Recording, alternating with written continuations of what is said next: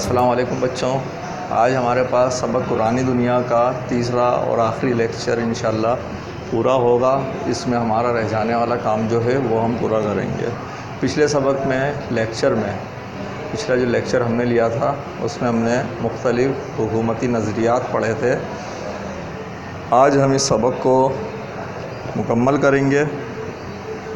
میں آخری لائن پڑھ دے رہا ہوں جو میں نے پچھلے سبق میں جہاں تک پڑھا تھا اس کی۔ قرآن کی آیت میں ایک نیا جہان ڈھونڈو اور اسے تخلیق کرو۔ افغانی نے ایک عالمانہ شان کے ساتھ کہا، قرآن کی یہ اندیکھی دنیا مسلمان کے دل میں ہے۔ ٹھیک ہے، وہ جو آپ کے پاس آخری پیراگراف چل رہا تھا، قرآن کی آیات کی روشنی میں ایسے جہان پوشیدہ ہیں جو ابھی تخلیق نہیں ہوئے۔ تو اب یہ کیا بول رہے ہیں؟ قرآن کی یہ اندیکھی دنیا مسلمان کے دل میں ہے۔ یہ وہ دنیا ہے جس کی بنیاد آن حضور صلی اللہ علیہ وسلم کی نگاہ نے حضرت عمر فاروق رضی اللہ تعالیٰ عنہ کے دل میں رکھی تھی۔ اس دنیا کی 4 بنیادیں ہیں۔ پہلی یہ کہ انسان زمین پر خدا کا نائب ہے۔ دوسری یہ کہ اطاعت کے قابل صرف اللہ کی حکومت اور اس کا آئین ہے، نہ کہ زمینی آمروں کا۔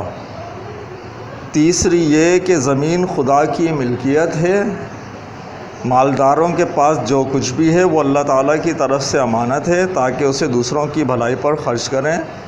چوتھی یہ کہ علم بڑی نیکی ہے، جہاں سے بھی ملے حاصل کیا جائے۔ کیا 4 بنیادیں دی ہیں نکال کر علامہ اقبال صاحب نے، یہاں پر جو لکھی ہیں وہ انہوں نے لکھی ہیں۔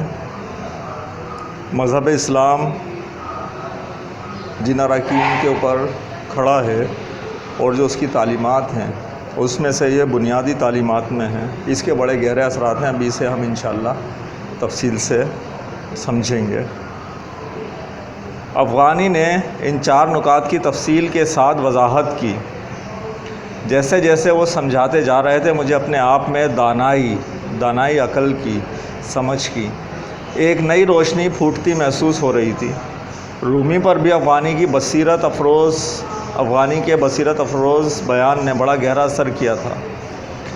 ان کی آنکھوں میں آنسو تھے۔ افغانی کی بات ختم ہوئی تو رومی نے مجھ سے کہا، اپنی شاعری سناؤ کہ روح کو تڑپا دے اور جستجو کو بڑھا دے۔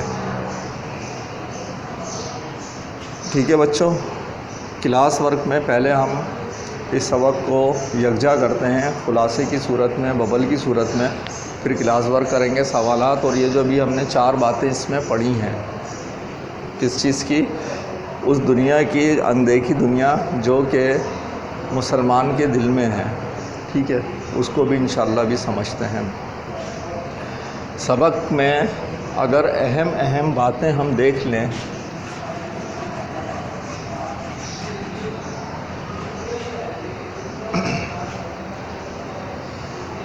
قرآنی دنیا سبق تو یہاں لکھ دیں۔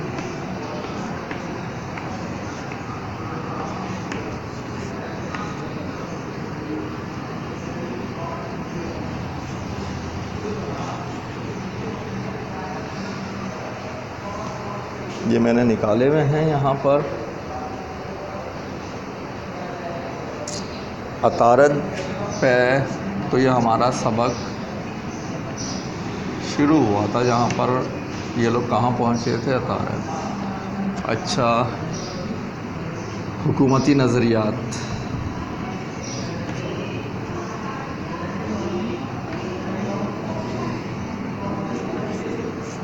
ہم نے حکومتی نظریات پڑھے۔ ان حکومتی نظریات کے اندر جو ہم نے پڑھے نظریات وہ کون کون سے تھے؟ سب سے پہلے جو تھا ہمارے پاس، جو پہلا آیا تھا، بادشاہت تھا۔ چلیں، پہلا اور بعد نظریات تو اپنی جگہ ہیں۔ پھر اشتراکیت تھا،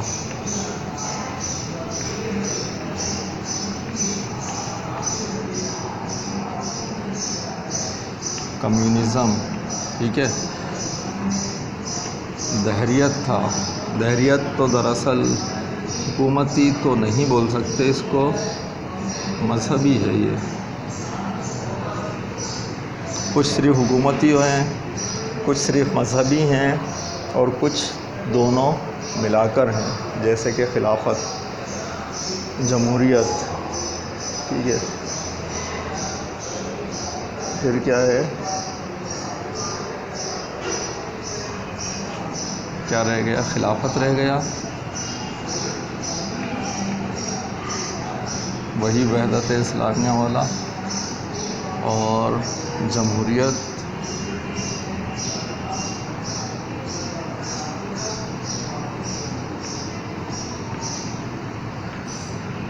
ٹھیک ہے بچوں، یہ ہم نے اس میں نظریات پڑھے تھے. ان نظریات کو ہم نے سمجھا بھی تھا. ہاں، وہ ابھی 4 باتیں ہم نے نہیں سمجھی ہیں، انشاءاللہ اس کو بھی دیکھتے ہیں. ان 4 باتوں میں جو پہلا ہے، انسان زمین پر کیا ہے؟ خدا کا نائب. انسان زمین پر خدا کا نائب ہے.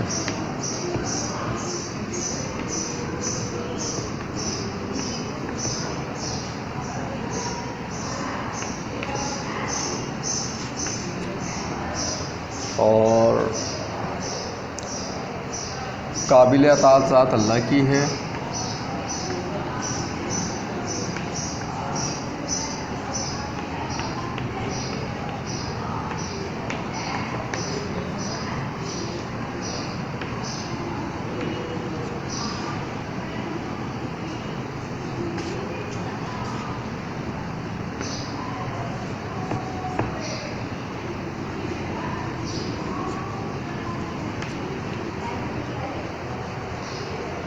زمین اللہ کی ملکیت ہے، تیسری بات جو تھی.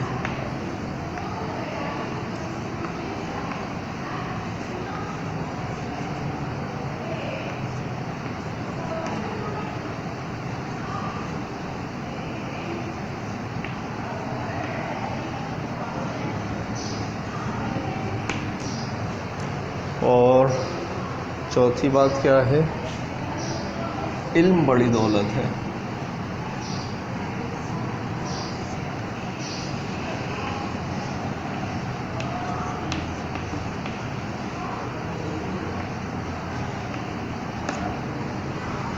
علم بڑی دولت ہے. ان 3-4 باتوں کو سمجھ لیتے ہیں، یہ ہم نے نہیں سمجھی تھی. ٹھیک ہے بچوں، تو پہلی بات کیا ہے؟ انسان زمین پر خدا کا نائب ہے، یعنی کہ اللہ تعالیٰ نے جو پیغامات دیے ہیں وہ بندوں تک پہنچا رہا ہے، اس پہ عمل کر رہا ہے. مختلف ادوار میں مختلف پیغمبر، انبیاء، رسول آتے رہے اور اللہ تعالیٰ کا پیغام پہنچاتے رہے. ٹھیک ہے، قابل اطاعت ذات اللہ کی ہے. ہم جب بھی حکم مانیں گے، اللہ تعالیٰ نے جو ہمیں احکامات دیے ہیں اس کے مطابق عمل کریں گے. اسی کی ذات اطاعت کے قابل ہے، نہ کہ ہم زمینی آمروں، ظالموں کے آگے سر جھکا دیں.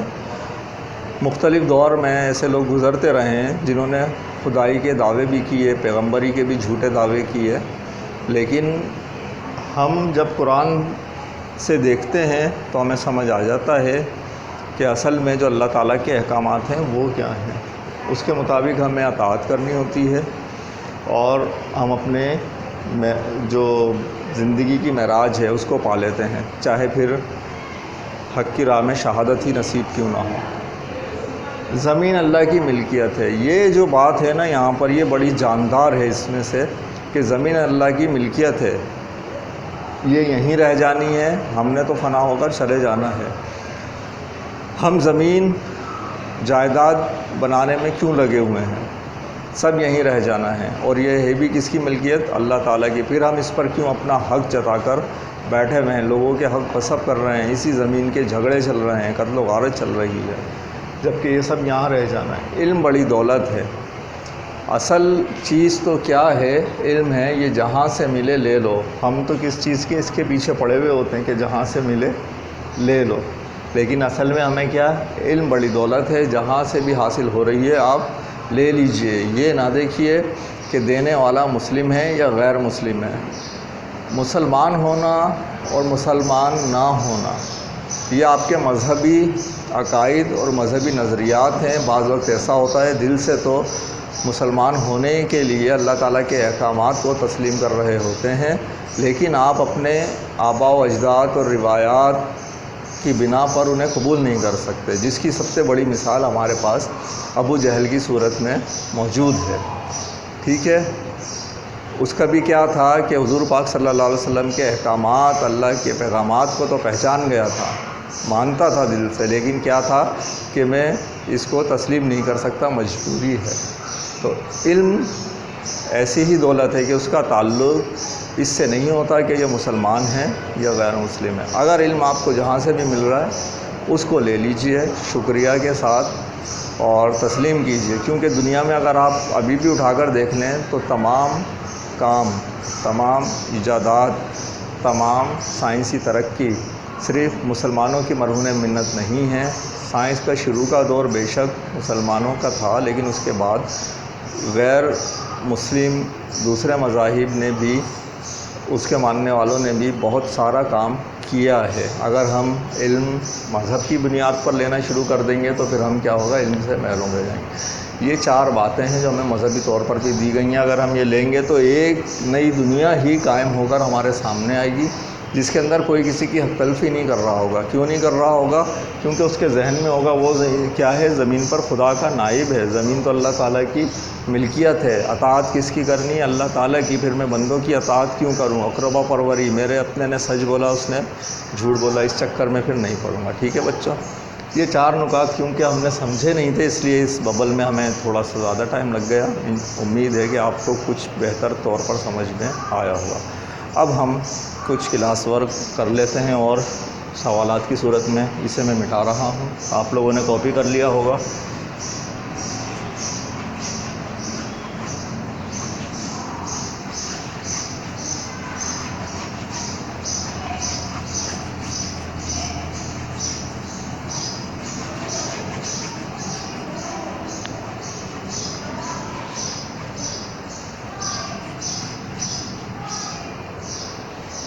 ٹھیک ہے بچوں، تو ہمیں کام کیا کرنا ہے؟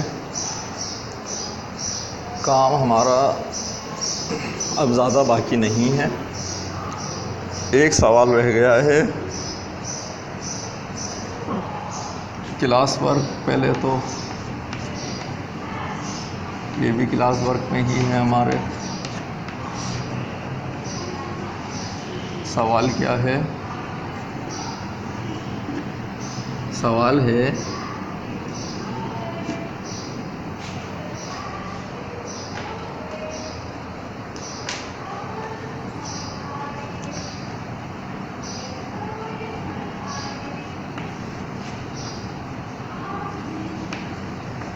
جمال الدین افغانی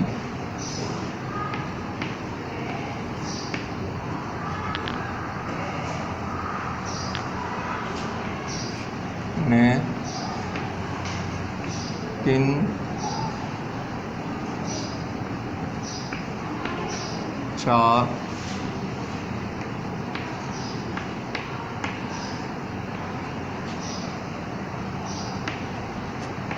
باتوں کو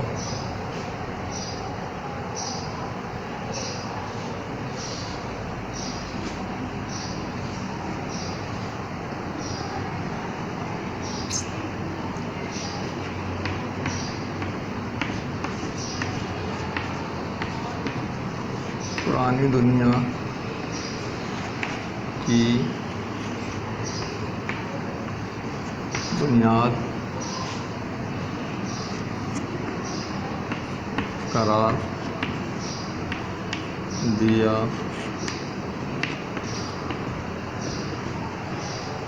ٹھیک ہے بچوں؟ اچھا، شاید ابھی اس سبق کو پڑھتے ہوئے میں جمال الدین افغانی اور علامہ اقبال صاحب کا نام مکس کر گیا تھا، مجھے ایسا یاد پڑ رہا ہے۔ کہ میں نے جو 4 باتیں ہیں یہ کہا تھا کہ علامہ اقبال صاحب نے نکال کر دی ہیں، یہ جمال الدین افغانی صاحب کا بیان چل رہا تھا، اور اس کے بعد رومی نے آخر میں ان کو علامہ اقبال صاحب کو کہا تھا کہ وہ اپنی شاعری سنائیں۔ ٹھیک ہے بچوں، یہ میں شاید اس کی تصحیح کر لیجئے، انشاءاللہ اگلے سبق میں اگلے لیکچر کے ساتھ ملتے ہیں۔ اللہ حافظ۔ اب بچوں ہم تھوڑا سا ہوم ورک لیں گے۔ کلاس ورک پورا ہوا۔ آج کا ہوم ورک کیا ہے؟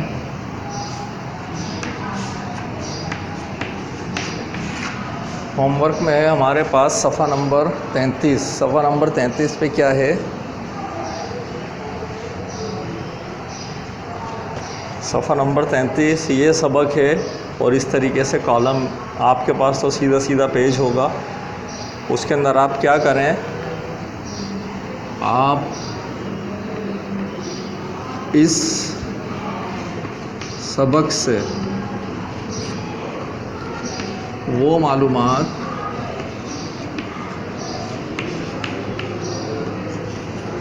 جو آپ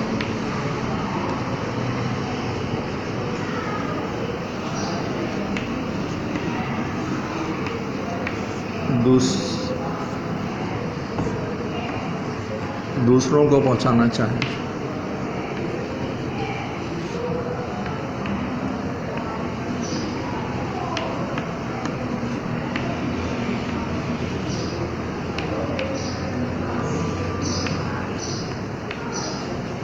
لکھیں۔ اس میں ہم نے بہت ساری باتیں پڑھیں جو دلچسپ تھیں، کچھ مذاہب سے تعلق رکھتی تھیں، کچھ حکومت سے تعلق رکھتی تھیں، کچھ عام معلومات تھیں، علمی معلومات تھیں۔ آپ کو جو بھی اچھی لگے اور آپ دوسروں کو پہنچانا چاہیں، آپ کو وہ یہاں پر لکھنا ہے، ٹھیک ہے۔